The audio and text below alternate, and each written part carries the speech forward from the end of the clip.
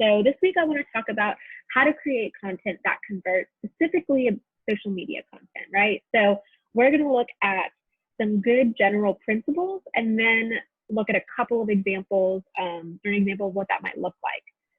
So let's dive in. First up, I want to talk about what we're going to go through. So the best content is the content that's authentic, the content that's really in tune with your audience, and the content that you can consistently put into your platform. So when you can consistently provide content to people, it really builds that trust and opportunity there. So that's what we're going to talk about. I'm going to go through each of these and look at those. So let's do it. First up is authenticity. So people follow brands and businesses on social media to get to know them better, right? So they really want to see who you are, see what you're about.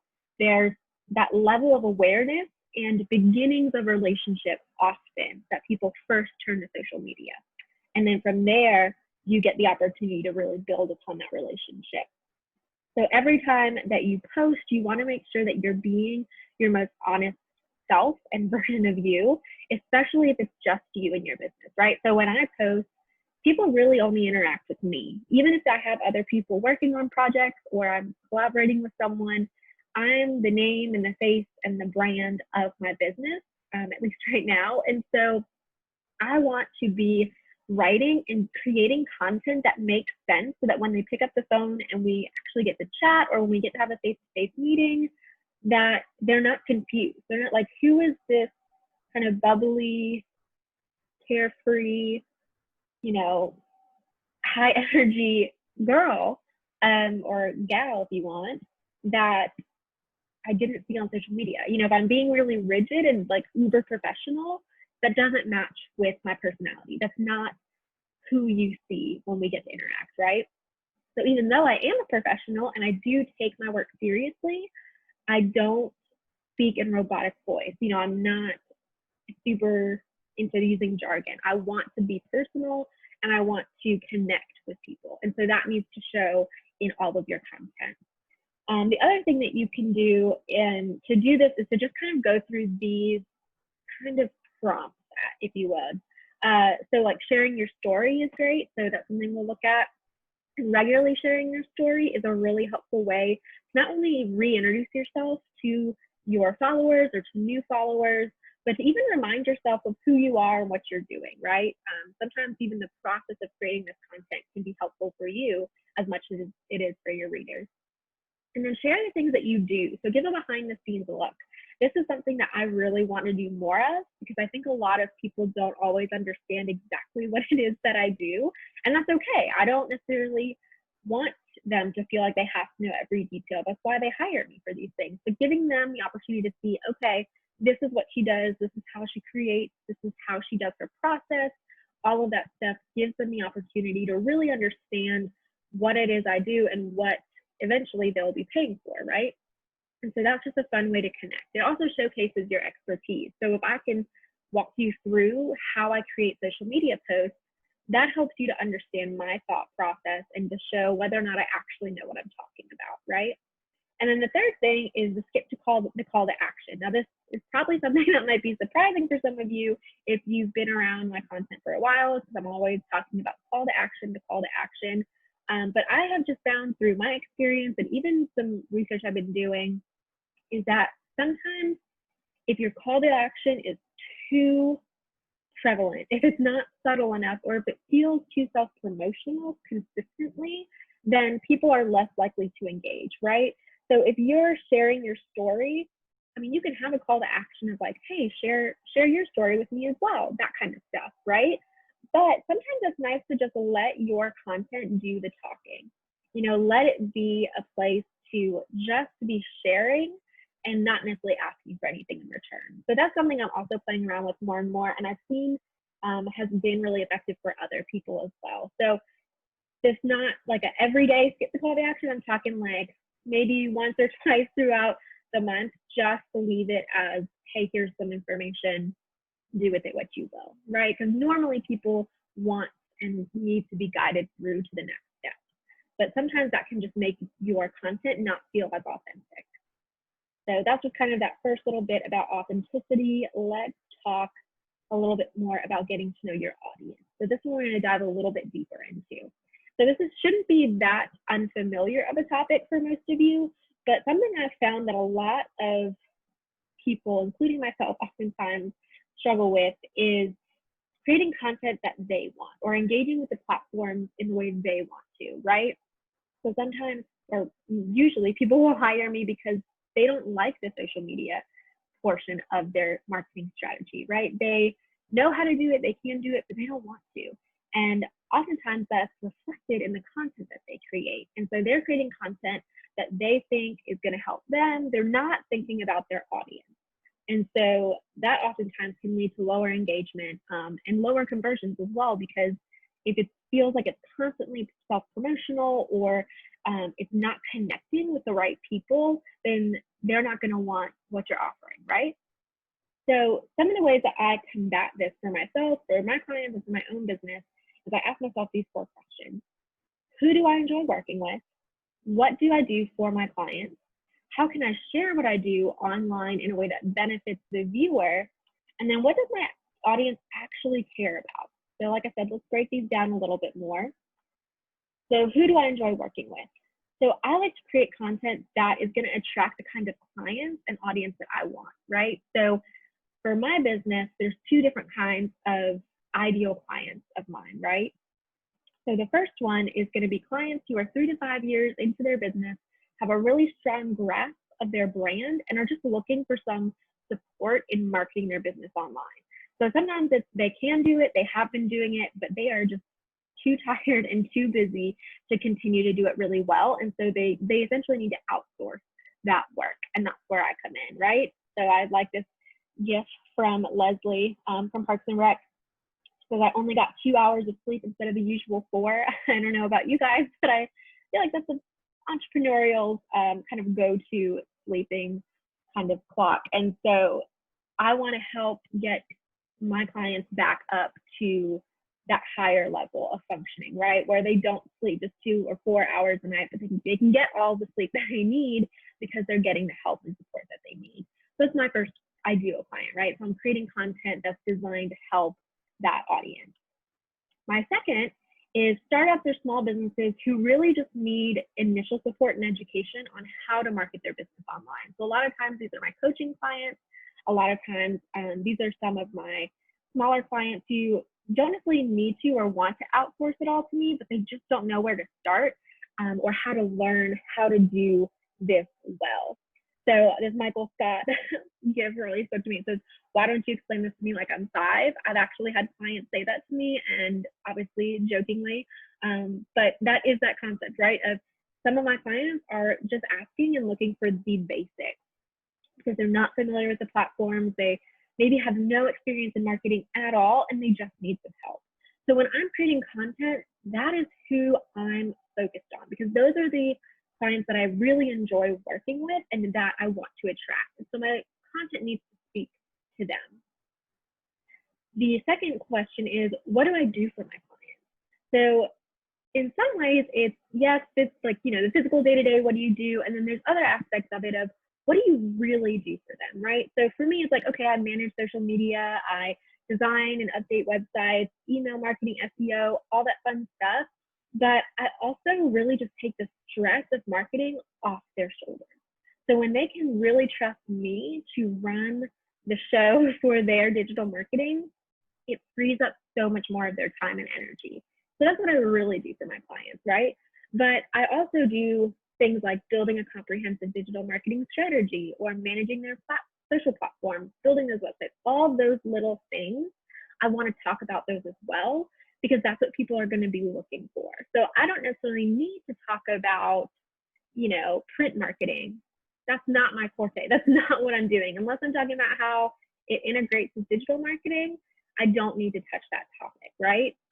So I focus on those things. And then I also like to throw in some other topics that I just really enjoy. Things like leadership, small business, goal setting, time management. All of those things are so relevant to my ideal client, but they're also things that I enjoy and that I feel like go well with the rest of the content I'm creating. So think about what you do for your clients on paper, but also how you help them in their bigger, larger goals and needs, and then mix them all together.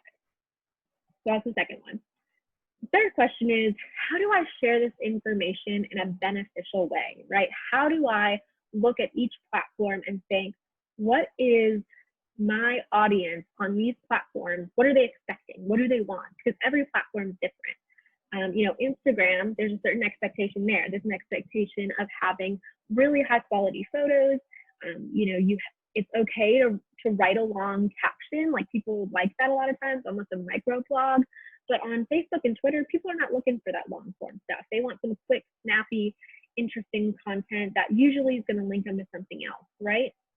And so what I've done, and this is literally I did this earlier this week even, and was working through some of the stuff, is I am looking at each of my platforms and I'm designing content on those things, because the content that performs well on Instagram is not going to perform the same on Facebook or Twitter, or it's not going to be worth my time in the same way, right?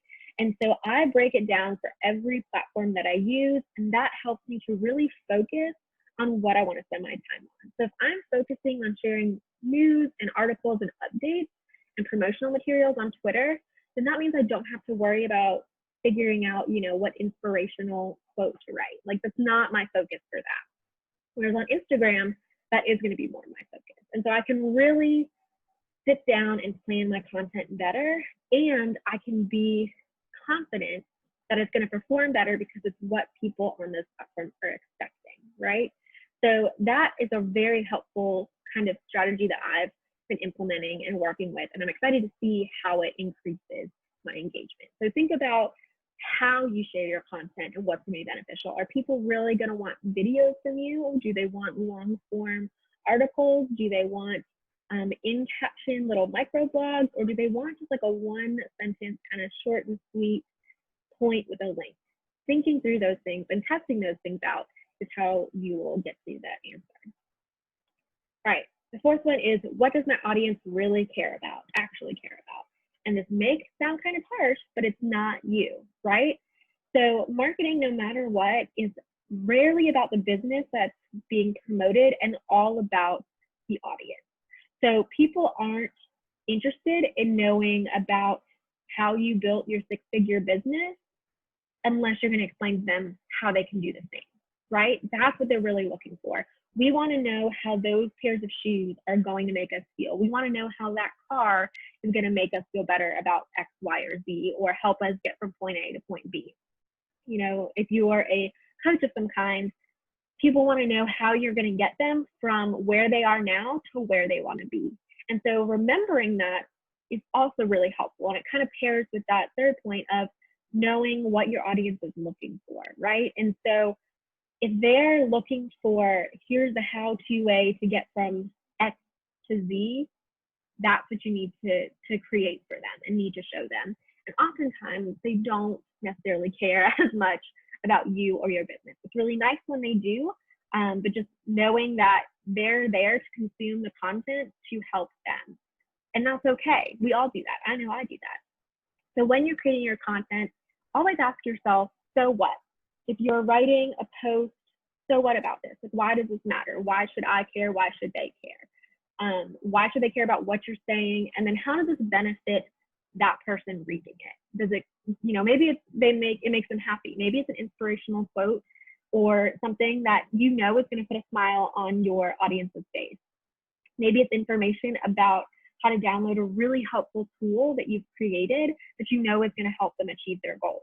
Whatever it is, ask yourself, why does this matter? Why should they care? And if you don't have a good answer, then consider tweaking or getting rid of whatever it is that you're planning to put out. So I try to do this as often as I can with all of my content to make sure that it's good, that it's valuable, that it makes sense, and that it's worth posting. So those are the four pieces or four questions I go through. The third piece is to be consistent. And I've definitely touched on this in the past, so it shouldn't be brand new news, but if it is, surprise, consistency is going to win every time. So think about the clients or the people that you follow or the companies that you follow that really stick in your mind. I remember, in 2000s, I think, Geico's silly little commercials were constantly on repeat. I'm pretty sure I said to my mom a million times, like, why do they play this all the time? And it's because they know that it's going to get stuck in your head. And so decades later, I'm going to know that you can save 10% or more on car insurance with Geico, right? Because it's a constant message. It's a constant barrage of information from that brand. And while we likely all do not have the marketing budget that they do to have that constant of high quality content, you can create really consistent content that is going to help you connect with your clients. So how I do this is I schedule 2 hours each month to plan out my content and begin creating this. And this is for my business, for my clients, all of them. Obviously, depending upon how many platforms they have, it could vary, but planning out that time, and I usually do it the last couple weeks of the month so I can look back on what's performed well and plan ahead. I really find that super helpful. Even if I just outline the month and say, okay, these days I'm sharing videos, these days I'm sharing photos, these days I'm sharing quote cards, like all these different things. If I map it out, it makes it so much easier so that when I go in week after week, I can schedule that content and create it already knowing kind of what my game plan is. So that's what I do. Each week I go in and I schedule into my calendar when I'm creating content. So like on Mondays, I write my blog. On Tuesdays, I edit my blog. On Wednesdays, I write my social media content. On Thursdays, I prep for this webinar. And on Fridays, I write more social media content. And so between all of those hours, I'm able to create enough consistent content that I feel really good about, that it allows me to really build up that engagement on my social media. And then the third thing I do is I use a scheduling system. So I use Loomly. I use it mainly because it's great for social media managers like me, but there are plenty of other platforms that are really, really helpful that some of them have free options. A lot of them have really cost-effective options. And so you can definitely look into those. I know Later, Buffer, Hootsuite are some really popular ones. I would definitely look into finding a good scheduling system that works for you. And then it also takes away that stress of having to post natively every single day. So the thing to note though with consistency is that it does take time to develop, and start small if you have to. So if you know right now you're not posting anything, start with just once or twice a week and giving yourself an hour at some point in the next week to sit down and write out 1 or 2 weeks worth of content. And that doesn't have to, that would be maybe 4 posts if you're posting twice a week. You write out 2 weeks worth, it's 4 posts, right? So start small if you have to, and then you can get to the point where you're sitting down for a couple of hours and cranking out 2 weeks worth of content for 6 different platforms, for every single day of the week, which is where I'm at, which is super fun, but also very time consuming and exhausting. So you'll get there if that's where you want to be, but start where you're at and work your way up slowly, because otherwise it can feel really defeating. That's just my kind of tips there. So those are the 3 pieces. Now I want to go through a quick example and then have some time for Q&A. So we'll look at an Instagram post, and we're going to look at an authentic Instagram caption. So this is something I wrote out, and it's my story, right? This is my kind of reintroduction. I won't read it all, but you guys can kind of look at it. But the different pieces here is I have a simple, direct, and personal intro, right? So it's just me saying, hey, I see I have some new followers. Let me reintroduce myself. Here's who I am, and this is what I do. This is what this business is. And then I take a look inside of how I got started, and it's a quick story, things that people could connect to, and that shows that I didn't just wake up one day and have this business that I knew exactly how to do.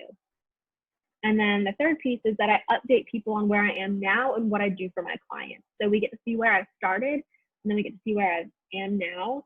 And then I ask a really simple and engaging question, and it invites people into that conversation, right? So it's kind of that subtle call to action where people don't have to answer it, but it would be really fun for people to respond and to hear other people's stories and to share them.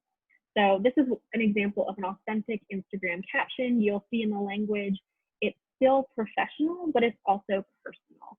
So this is really how I talk, right? I'm sure if I went through it, there'd be some grammatical errors even. which I'll have to fix. And then the photo. So especially when sharing your story, share a picture of your face, especially if you are your business and your brand. Showcase who you are and even what you love, right? So I love a pair of sunglasses and a cup of coffee. That is in this image, right? And I love this picture. I think it's super fun. My friend Georgie took it for me. She edited it, made it look great. And I made sure that the dimensions are right so that when I actually post it, right, it's gonna all come together. So obviously this is not what it looks like on Instagram, but I have the image that showcases me, that shows my face so that people know, okay, this is my story. I can connect this story and this photo. They have the caption, which is short enough that people won't just think that they're reading a novel, but long enough that it's somewhat more engaging than just a quick little paragraph. And then I have all my hashtags, right? And so all of these will hopefully put this post in front of the kind of clients that I want to attract. So that's how I create an authentic Instagram post. That probably took me maybe 10 minutes total. And it's because I already had a lot of these things put together. And so even just going in and scheduling it took that amount of time. And as you do it more and more, it'll become easier and easier.